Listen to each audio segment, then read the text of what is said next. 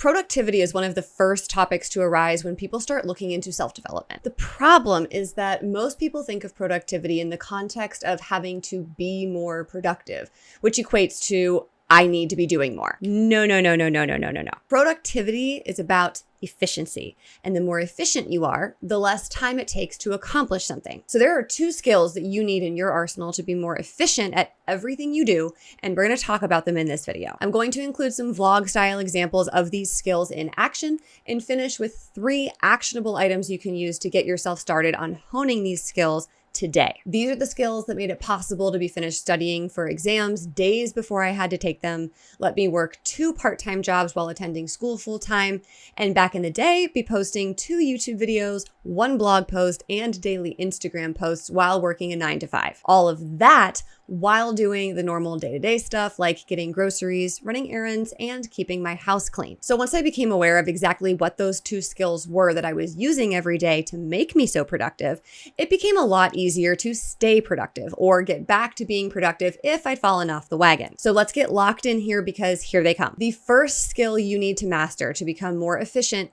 is time management. I know you're disappointed because you feel like you've heard this one 1,000 times, but hear me out. I used to have a friend who could not learn time management to save her life. When we would get together, she'd be like, we have to do this, this, this, and this. And I'd be like, but we have a dinner reservation at such and such a time. And she'd look at me completely serious and say, well, what? That'll all take like 2 hours. And she was never right. If she ever did manage to cram our to-do list into 2 hours, everything was done sort of half-assed with cut corners and ultimately created a rushed, unsatisfying experience for both of us. So you need to be realistic about how long it takes you to do something and then set yourself up to be able to complete a task in that amount of time, or find ways to do the task in less time without sacrificing the output. Which brings me to the second skill that you need to be more productive, and that is organization. People underestimate the power of organization all the time, but hear me out, because there is one example of organization that I know every single person can relate to.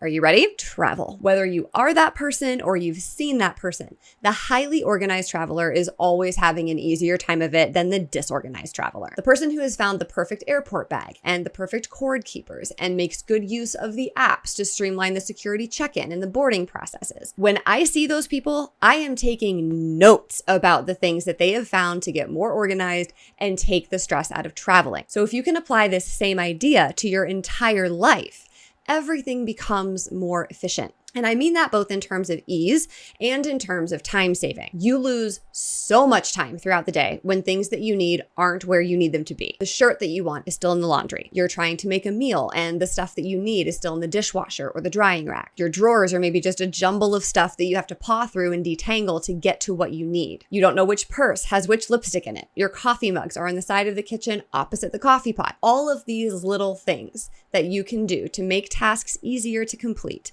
will reduce your stress, save you time, and ultimately make you more efficient. So this is why so many people eventually stop using day planners, actually. You take the time to plan your day and the things you want to accomplish. But even if you have the focus, discipline, and time management skills to get it all done, disorganization will undermine your time management every single time. So in that sense, organization is actually even more important than time management. Now, to help you get started with this, I've identified 3 top organization tips that will give you the most forward momentum. So the first is to implement the concept of having a place for everything and returning everything to its place. Understand here that this does not mean you have to have a minimal aesthetic where there's never anything on any surface and drawers never get cluttered. What it does mean is that you should identify a convenient home for everything that you use while you're working or creating and make sure it gets returned there when you're done using it. So a big one for me is my filming setup. I don't have a dedicated filming space in my house, so every time I want to make a video, I have to set up my tripod, get my camera lens, battery, SD card, position my seat, set up my microphone, adjust the lighting, and do all of these things before I can even get going. So when all of my equipment is stuffed in the closet, or I have everything stored in different places, or I haven't returned my SD cards back to their bin at the end of my last filming session, I waste time trying to locate all of my equipment at the start of each setup. So what you're going to do is figure out where you're going to need things and make sure they get there. Now, the second thing you're going to do to get yourself organized is called a room reset. So this is expanding upon the idea of having a place for everything and everything in its place. And it basically just means that whenever you're done using a room, reset it to how you found it. Put the TV remote back on the coffee table and fold the sofa blanket when you get up. Make your bed in the mornings. Put your beauty products away after you do your hair and your makeup. Now, some people will argue that leaving everything out and about is more efficient because it's already out the next time you need it. But that is only true if you are putting things down in the same spot every time, know exactly where that spot is, and never need to move those things out of your way. A room reset is like restoring a space to blank canvas status.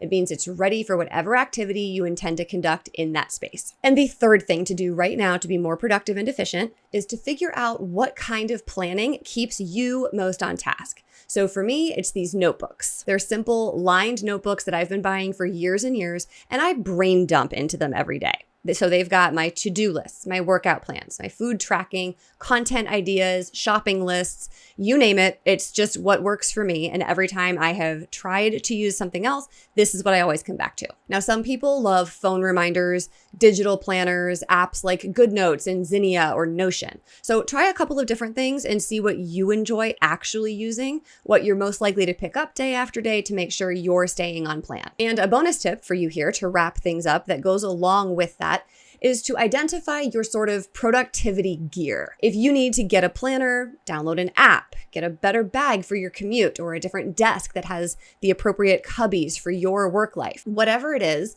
you are definitely losing time every day trying to make the wrong productivity tools work for you. So if you found these ideas helpful, please tap that like button and share with a friend, and make sure you're subscribed for more content on leveling up between who you are and who you most want to be.